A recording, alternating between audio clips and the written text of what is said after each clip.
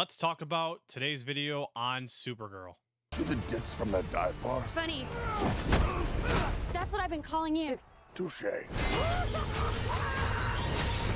Before we get started, do please go ahead and leave a like on this video as it feels free to do so. I really appreciate it. If you have seen the film, let me know your thoughts in the comment section. But most importantly, if you're new to the channel, do go ahead and subscribe to this channel. All right, so before I talk my thoughts on Supergirl, I do want to talk about DCU real quick. The fact last year we kicked off great with Superman and what James Gunn has established so far in this universe he runs is so exciting that I was really ready to see what's going on, what comes next, until we're getting the second film, which doesn't seem to be the big appeal of how this character is. More like a C-tier character bats compared to Wonder Woman and Batman and such, that we usually love to see those mainline stream characters of DC Comics. It's going to be Supergirl for this matter, and I was really hoping to see if it's going to be really good. And the fact James Gunn has even said this is an exciting film based on a script or something that he talked about. Unfortunately, and I don't want to really get DC to ring the bell and just freak out or anything. I'm not going to come on here and just say all that, but I got to see Supergirl yesterday as I record this video, and unfortunately, it's very painfully average at best. And I don't know how James Gunn approved this, but I think he needs to really shut up and not go on social media and talk about stuff like this, especially that he runs the whole show in the biz. And in fact, he just talks about the script really rubs it the wrong way. I know he's trying his best to give people the confidence and exciting to what's looking forward to, but sometimes stuff like Supergirl, you don't want to really talk about, or just, I don't know how he gains the approval to like allow this to happen.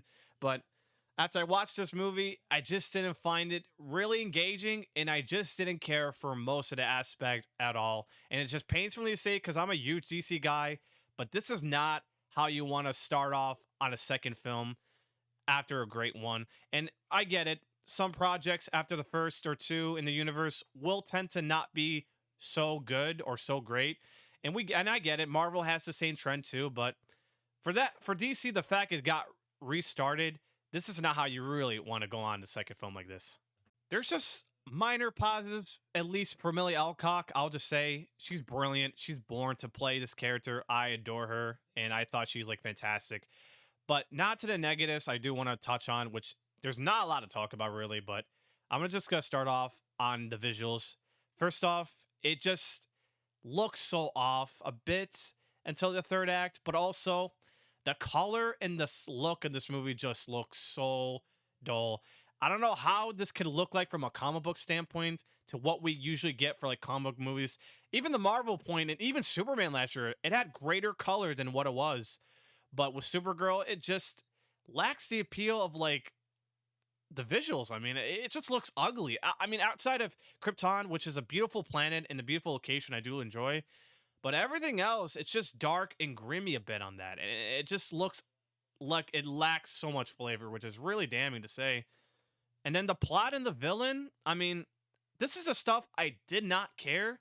I mean, besides Supergirl's trauma she's dealing with, but everything else outside, I don't find the plot great. I don't find the villain named Krem so interesting. He didn't seem to be really menacing. I just did not care. And everyone else with the character sides and the supporting side, I mean, I just don't love, and I just don't find it interesting. Especially the girl who lost her parents to Krem.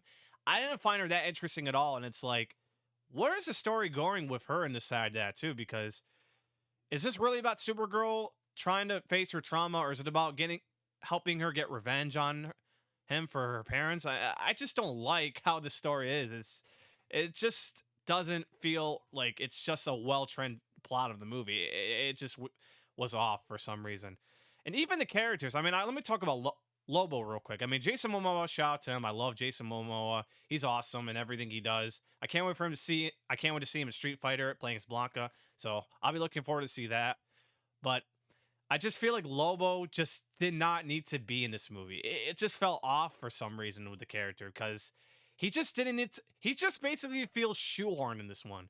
Just didn't really make sense at all. It's just, I don't know. I don't think he meant to be in this movie, and that's just what I'm trying to say. He just didn't make sense in the equation of the story of this movie. That's all I'm saying. Just a side character, it just didn't. It just didn't make sense to me at all. Like I said, the action sequences just were choppy and weirdly edited. I mean, besides before the third act, it just didn't feel inspiring or just didn't feel cool enough as what Superman had last year. And that goes on the direction editing of how the director shot this movie. It just looked pretty off. And out of all that stuff going on, I mean, the needle drops with the soundtrack, I mean, there's some really hectic, weird ones, especially the final battle one, which, man, how can you ever put this song in the third act? I was silent for the whole thing and I went, what kind of song did he put in this movie at the end? Oh my God. But yeah, that's just not what I really expect to see. And the fact James Gunn chose that song based on what the director said, that's even stupider, even more. Because man, that was just weirdly. Those were weird choices. Let me just be honest. Those were not great choices of these songs put into this movie. Besides the performances, like I said, Millie Halcock and Jason Momoa. I mean, everything else, I just didn't care, and it just really, really was so average. Like, just did not feel resonantful with this film. So overall, I find Supergirl just painfully average at best. And even though I really enjoyed Millie Alcock, she's born to play this character, and down the road, I'm really looking forward to seeing her projects along the way, wherever she's in. Everything else is just forgettable and very dull at the best. Like, I will pretty much not see this movie so much now. It's just a pretty much a forgettable experience. Like, I will pretty much go on and say it's not the worst comic book movie, but it's not a great one, and it's overall a fine movie, just not like incredible or amazing as you would see what Superman has last year. But this is just a different road with the script that was just way it was written, just didn't feel like it was engaging at all. So that's the unfortunate part.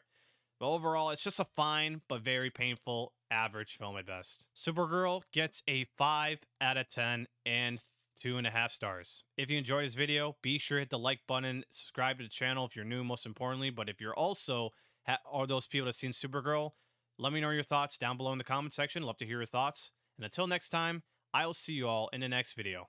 Peace. I'm out.